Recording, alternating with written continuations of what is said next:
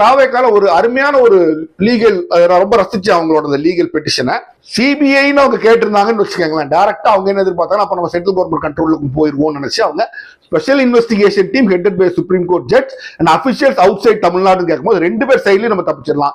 Central government கைக்கும் தப்பிச்சிடலாம், Tamil Nadu government கைக்கும் தப்பிச்சிடலாம். அப்ப நம்ம ஃப்ரீயா நம்ம அரசியல் முடிவுகளை எடுக்கலாம் அப்படின்னு அவங்க யோசிச்சு போட்டாங்க.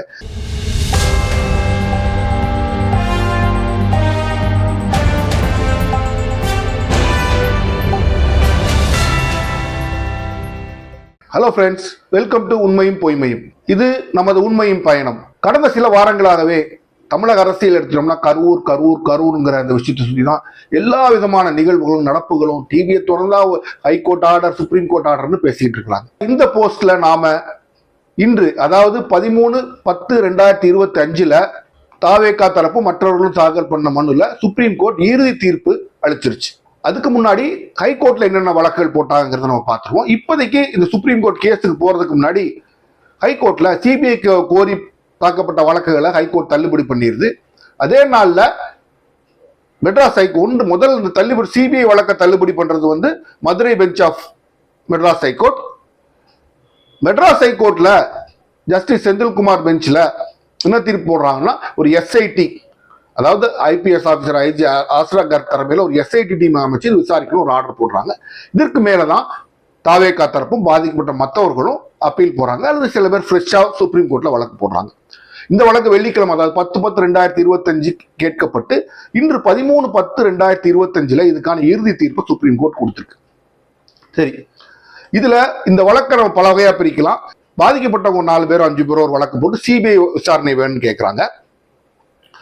இன்னொரு, அதாவது தாவேகா தரப்புல என்ன கேட்கறாங்கன்னா, ஒரு வழக்கு ஃபைல் பண்ணி சிபிஐ விசாரணை அவங்க கேட்கல, retired supreme court judge base பண்ணி மற்ற அபிஷியல்ஸையும் அப்பாயிண்ட் பண்ணி ஒரு எஸ்ஐடி ஸ்பெஷல் இன்வெஸ்டிகேஷன் டீம் அமைச்சு அந்த விசாரணையை பண்ணணும் அப்படின்னு தாவேகா தரப்புல கேட்கறாங்க. அதுக்கப்புறம் இந்த மாதிரி தவறான அப்சர்வேஷன்ஸை மெட்ராஸ் நீதிமன்றம் எங்க கட்சி மேல கொடுத்துருச்சு, அதை நீக்கணுங்கிற மாதிரி ஒரு மனு போடுறாங்க. இந்த வழக்கு தீர்ப்பு தான் இன்று, அதாவது 13/10/2025 சுப்ரீம் கோர்ட் அதிரடியா வழங்கியது. என்ன வாதங்கள் சுப்ரீம் கோர்ட் முன்னால் வைக்கப்பட்டதுன்னா, தாவேகா தரப்புல என்ன சொல்றாங்க, 4 மணி நேரத்திலே அவசரமா இவங்க 41 பேருக்கு போஸ்ட்மார்ட்டம் பண்ணிட்டதா இவங்க சொல்றாங்க. அது எப்படி நடந்திருக்கும், எல்லா விஷயங்களும் சந்தேகம் ஏற்படுறதுபடியா இருக்கு. 10,000 பேருக்கு மேல அங்க வருவாங்க, இந்த கூட்டத்தை கேன்சல் பண்ணி எல்லாத்தையும் விட்டுட்டு தமிழக அரசோட மெத்தனை போக்குனாலதான் இந்த சூழ்நிலை ஏற்பட்டு 41 பேர் இறந்து போறாங்க. இந்த ஸ்பெஷல் இன்வெஸ்டிகேஷன் டீமும் தமிழகத்தில் இருக்கிற போலீஸ் அபிஷியல்ஸே வச்சு கன்ஸ்டியூட் பண்றதுனால எங்களுக்கு இது மேல் நம்பிக்கை இல்லை. அதனால எங்களுக்கு நீங்க ஒரு சுப்ரீம் கோர்ட் ரிட்டையர்ட் நீதிபதி ஒருத்தர் மானிட்டர் பண்ற தமிழகத்தோட எல்லா அபிஷியல்ஸும் இருந்து உள்ள இருக்கிற ஒரு ஸ்பெஷல் இன்வெஸ்டிகேஷன் டீம் அமைக்கணும்னு தாவேகா தரப்புல கேட்கறாங்க. பாதிக்கப்பட்ட பெட்ரோல்கள் ஒரு 4-5 பேர் என்ன கேட்கறாங்க, எங்களுக்கு சிபிஐ விசாரணை வேணும் அப்படின்னு கேட்கறாங்க. அதுல ஒரு லேட்டஸ்ட் டெவலப்மெண்ட் என்ன ஆச்சுன்னா, ஒரு 2 பெட்ரோல் என்ன சொல்றாங்கன்னா, ஒருத்தர் என்ன சொல்றாரு, நான் கையெழுத்தே போடல, என்கிட்ட இந்த கையெழுத்து வேற ஒரு விஷயத்துக்காக வாங்கினாங்க, என்ஹான்ஸ் காம்பன்சேஷன் வாங்கி தரேன்னு சொல்லி வாங்கி தவறா பயன்படுத்திட்டாங்கன்னு ஒருத்தர் சொல்றாரு. இன்னொரு தரப்புல ஒரு உயர்ந்தவரோட தகப்பனார் போடும்போது அந்த தாயார் அவர் எங்களை விட்டு பிரிஞ்சு பல வருஷமா வாழ்றாரு, அவர் எப்படி இதை கேட்க முடியும்னு சொல்லி இந்த 2 கேஸுமே நாங்கள் பண்ணவில்லைங்கிற ஒரு சர்ச்சையில இருக்கு. மற்ற 2-3 வழக்குகள்ல அந்த மாதிரி சர்ச்சைகள் இல்லை. அதே மாதிரி பிஜேபி தரப்புல அவங்க அந்த உமா ஆனந்தன் அவங்க வழக்கு ஃபைல் பண்ணிடுறாங்க சிபிஐ கேட்டு. இப்படி இந்த எல்லா வழக்குகளும் சுப்ரீம் கோர்ட் முன்னால வருது.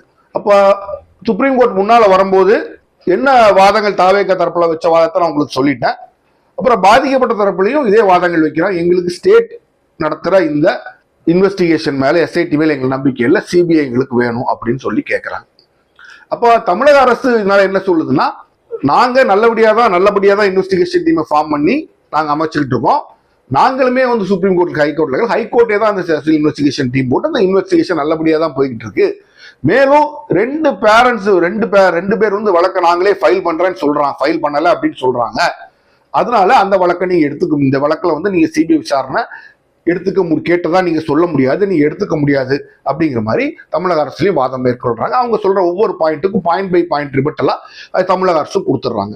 இப்ப சுப்ரீம் கோர்ட் என்ன தீர்ப்பு போகுதுன்னா, இது வரலாற்றுல இப்படி ஒரு தீர்ப்பு வந்திருக்கான்னு எனக்கு தெரியல.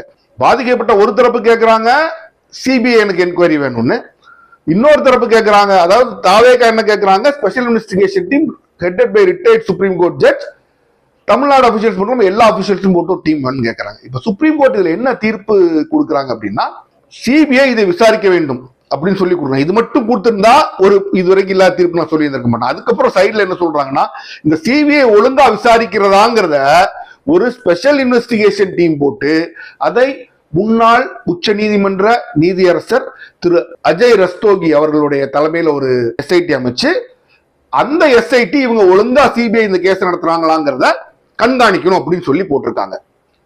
இது எனக்கு தெரிஞ்சு இப்படி ஒரு தீர்ப்பு இது வரைக்கும் வந்தது இல்ல. உடனே நிறைய பேர் சொல்ல 2G வந்திருக்கு. 2G அது வேற.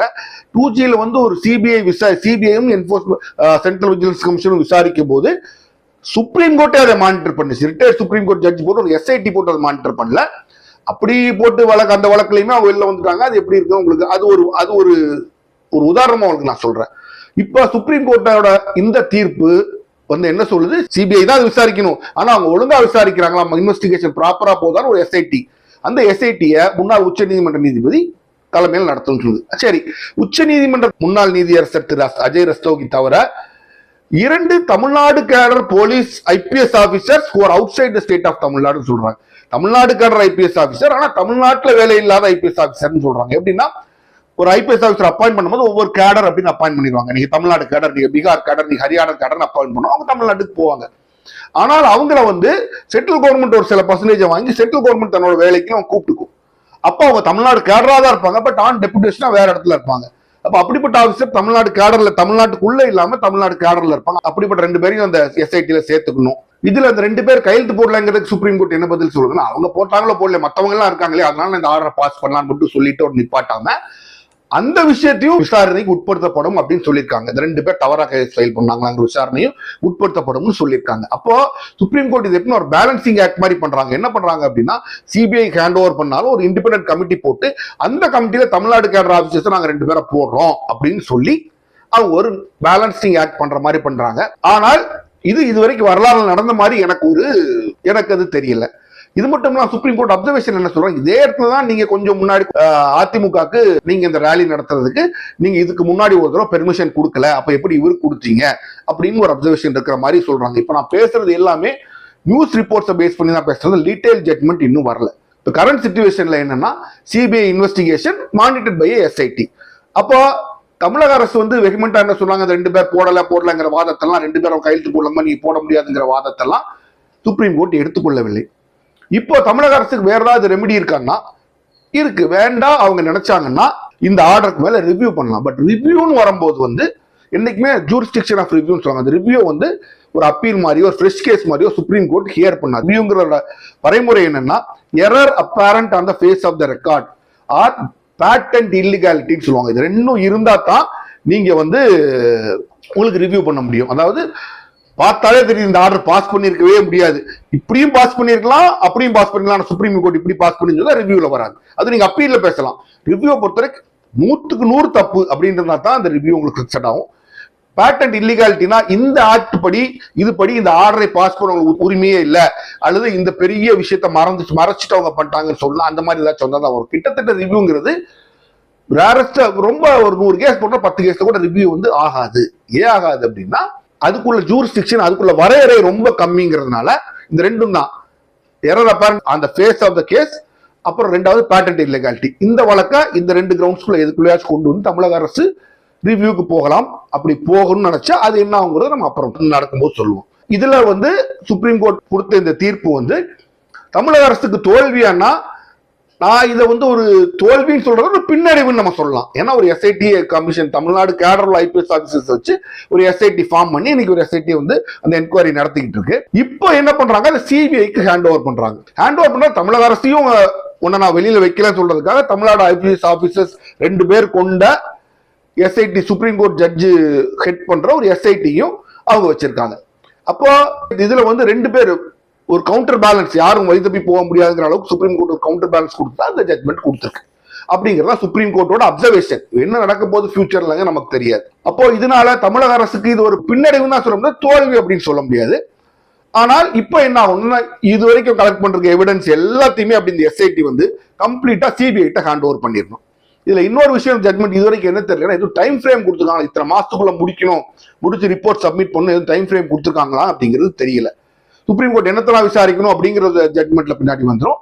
கிட்டத்தட்ட இது ஸ்டாம்பீடுக்கான காரணம் என்ன, சம்பந்தம் என்ன, என்ன ஏது, எப்படி நடந்துச்சு, யார் யாரெல்லாம் குற்றச்சாட்டு பண்ணு எல்லாத்தையுமே முழுமையா சிபிஐ விசாரிக்கும். அப்ப இந்த சூழ்நிலையில இது தாவேகாவுக்கு ஒரு வெற்றியா நம்ம பார்த்தோம், நிச்சயமா ஒரு வெற்றியா பார்க்க முடியும். ஆனா என்னன்னா தாவேகால ஒரு அருமையான ஒரு லீகல், ரொம்ப ரசிச்சு அவங்களோட லீகல் பெட்டிஷனை சிபிஐன்னு அவங்க கேட்டிருந்தாங்கன்னு வச்சுக்கோங்களேன். டைரக்டா அவங்க என்ன எதிர்பார்த்தாங்க, அப்ப நம்ம சென்ட்ரல் கவர்மெண்ட் கண்ட்ரோலுக்கு போயிருவோம்னு நினைச்சு அவங்க special investigation team headed by supreme court judge and officials outside Tamil Nadu கேட்கும்போது 2 பேர் சைட்லயும் நம்ம தப்பிச்சிடலாம். சென்ட்ரல் கவர்மெண்ட் கைக்கும் தப்பிச்சிடலாம், தமிழ்நாடு கவர்மெண்ட் கைக்கும் தப்பிச்சிடலாம். அப்ப நம்ம ஃப்ரீயா நம்ம அரசியல் முடிவுகளை எடுக்கலாம் அப்படின்னு அவங்க யோசிச்சு போட்டாங்க. ஆனா இன்னைக்கு என்ன வந்திருக்குன்னா, இன்வெஸ்டிகேஷன் என்னவோ மானிட்டர் எஸ்ஐடி பண்ணாலும் இன்வெஸ்டிகேஷனை பண்ண போறது சிபிஐ தான். அப்ப தாவேகா கட்சி நீங்க சொன்னாலும் சொல்லாட்டினாலும் இன்னைக்கு சிபிஐ வந்து யார் கீழே இருக்குன்னா பிஎம்ஓ ஆபீஸ் கீழே இருக்கு. அப்போ பிஜேபி கீழே போகத்தான் செஞ்சு. இதான் நம்ம இதுக்கு முன்னால் ஒரு வீடியோ போட்டிருக்கோம். அதிமுக தாவேகா கூட்டணி பாஜக கழட்டி விடப்படுமான்னு ஒரு வீடியோ போட்டிருக்கோம். அதை நீங்க பாருங்க, உங்களுக்கு நம்ம தெளிவா சொல்லியிருக்கோம். அதனால முடிஞ்ச அந்த லிங்க் உங்களுக்கு இந்த டிஸ்கிரிப்ஷன்ல கொடுக்குறேன். அதுல நம்ம என்ன சொல்லியிருக்கோம் அப்படின்னா, சிபிஐன்னு இதுல போட்டுட்டாங்க அப்படின்னா தாவேகா நினைச்சாலும் பிஜேபியை கழட்டி விட்டுட்டு அதிமுக கூட்டணி சேர முடியாது அப்படின்னு நம்ம தெளிவா சொல்லியிருக்கோம். அப்படி ரொம்ப தைரியசாலியா விஜய் இருந்தா ஒரு மாதிரி செய்யலாம், அது ரொம்ப கஷ்டம். அரசியல் சாத்தியக்கூறுகள் கிடையாது. வேண்டாம், எலெக்ஷன் 2 மாசம் முன்னாடி பிஜேபி கழட்டி விட்டு தனியா நிக்கலாம்னு சொல்லியிருக்கோம், அதுவும் ரொம்ப சாத்தியக்கூறு கம்மி. இப்ப இந்த ஆர்டர் மூலமா என்னாச்சுன்னா, அரசியல் படி பார்த்தோம்னா பிஜேபியோட பொசிஷன் ஸ்ட்ரெங்தன் ஆயிடுச்சு. தாவேகாவால பிஜேபியை விட்டுட்டு போகவே முடியாது. அப்போ தாவேகாவோட அரசியல் ஃபியூச்சரை கையில வச்சிருக்க கட்சி பிஜேபி. இப்போ அதை காமிச்சு அவங்க எடப்பாடி பழனிசாமியும் they will extract their pound of flesh அப்படின்னு ஆங்கிலத்துல சொல்லுவாங்க. எடப்பாடி பழனிசாமி இதை காமிச்சு எங்க எல்லாம் இருக்கா, நான் சொல்றேன் நீ கேட்கும்னு சொல்லும் போது பிஜேபியோட கை இந்த இடத்துல உயர்ந்துருச்சு. அதை தாண்டி தைரியமா நீ வேண்டான்னு சொல்லி இவங்க 2 பேரும் கூட்டணி வைப்பாங்களாங்கிறது கொஞ்சம் கஷ்டமான விஷயம் தான். வேண்டாம் எடப்பாடி பழனிசாமி வைக்கலாம், விஜய் வைப்பாராங்கிறது கிட்டத்தட்ட ஒரு நடக்காத காரியம் தான். அப்போ இது வந்து திமுக அரசுக்கு ஒரு பின்னடைவுனா கண்டிப்பா பின்னடைவு தான். தாவேகா பெரிய வெற்றின்னு சொன்னால் மிகப்பெரிய வெற்றின்னு சொல்ல முடியாது. அவங்க தமிழக அரசு இன்வெஸ்டிகேஷன்ல அவங்க வெளியில வந்துட்டாங்க அவங்க கணக்குப்படி. மற்றபடி from fryer to frying pan மாதிரி இங்க இருந்து அவங்க இப்போ இங்கே மாட்டிட்டாங்க. அவங்க அரசியல் எதிர்காலம் இனிமேல் எப்படி இருக்குங்கிற தீர்மானிக்கிற அந்த இண்டிபெண்டன்ஸ் அவங்களுக்கு போயிருச்சு. அது இனி பிஜேபி கையில தான் இருக்கு. அப்போ இதை தாவேகாவை வச்சு இனி என்னென்னலாம் அரசியல் நிகழ்வுகள் நகழுங்கிறத ஒரு நம்மளா யூகிக்க முடியும். அந்த யூகம் பேஸ் பண்ணி தான் நம்ம இதை சொல்லியிருக்கோம். அப்போ தாவேகா பிஜேபி கைக்குள்ள இப்போ இனிமேல் அவங்க ஆசைப்பட்டாலும் பாராட்டினாலும் இன்டைரக்டா வந்துட்டாங்க. அப்போ இதோட அரசியல் பயனை எவ்வளவுக்கு எவ்வளவு எடுக்க முடியுமோ அதை நான் எழுதி தர நிச்சயமா பிஜேபி எடுக்கும். அப்போ இதுல டைம் ஃப்ரேம் இருக்கா இல்லையாங்கிற நமக்கு தெரியல. அப்போ சுப்ரீம் கோர்ட்டோட ஜட்ஜு மானிட்டர் பண்றதுனால இந்த இன்வெஸ்டிகேஷன் எப்படி போகுதுங்கிறத நம்ம ஓரளவு பார்க்க முடியும். அப்போ இந்த இன்வெஸ்டிகேஷன் எப்படி நடக்குது, இதுல என்ன நடக்க போகுதுன்னு வரக்கூடிய காலம்னா மெதுவா நமக்கு சொல்லணும். அப்போ இந்த சூழ்நிலையில அதிமுக தாவேகா பாஜக கூட்டணி அமைவது கிட்டத்தட்ட உறுதியாயிருச்சு. இனிமேல் வந்து இந்த சிபிஐ இன்வெஸ்டிகேஷன் வந்ததுக்கு அப்புறம் விஜய் தனித்து நிக்கிறதோ அல்லது நான் முதல்ல சொன்ன மாதிரி அதிமுக தாவேகா பிஜேபி கழட்டி விட்டு போறதோ ரொம்ப நடக்கக்கூடாத விஷயம். ஏன்னா அதிமுக தைரியம் இருந்தாலும் விஜய் நிச்சயமா இனி பிஜேபி கழட்டி விட முடியாது. இதுதான் இன்னைக்கு கிரவுண்ட் ரியாலிட்டி, நிதர்சனமான உண்மை. அப்போ இந்த சுப்ரீம் கோர்ட்டோட தீர்ப்பு நிறைய பேர் பலவாறு விமர்சிச்சாலும் இப்படி எப்படி பண்ணாங்க, இது எப்படி இனிஷியல் ஸ்டேஜ்ல கொடுத்தாங்க, சுப்ரீம் கோர்ட்டுக்கு டைரக்டா இப்படி கொடுக்குற ரைட் இருக்கு. ஆர்டிகல் 32ல ஃபண்டமெண்டல் ரைட்ஸ் என்னோட அடிப்படை உரிமை வயலேட் பண்ணப்பட்டால் டைரக்டாவே சுப்ரீம் கோர்ட்டுக்கு போகலாம்.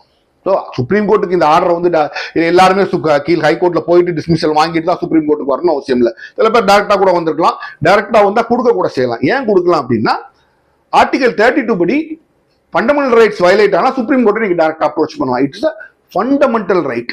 இது வந்து ஸ்டாட்யூட்டரி சட்டம் கொடுக்குற உரிமை கிடையாது, இது ஒரு மனிதனோட அடிப்படை உரிமை. அது பேஸ் பண்ணி கூட கொடுக்கலாம். சுப்ரீம் கோர்ட் சிபிஐக்கு ஒப்படைக்கிறதும் எஸ்ஐடி ஃபார்ம் பண்றதும் சுப்ரீம் கோர்ட்டுக்கு உரிமை இருக்கிறதால நிச்சயமா இருக்கு.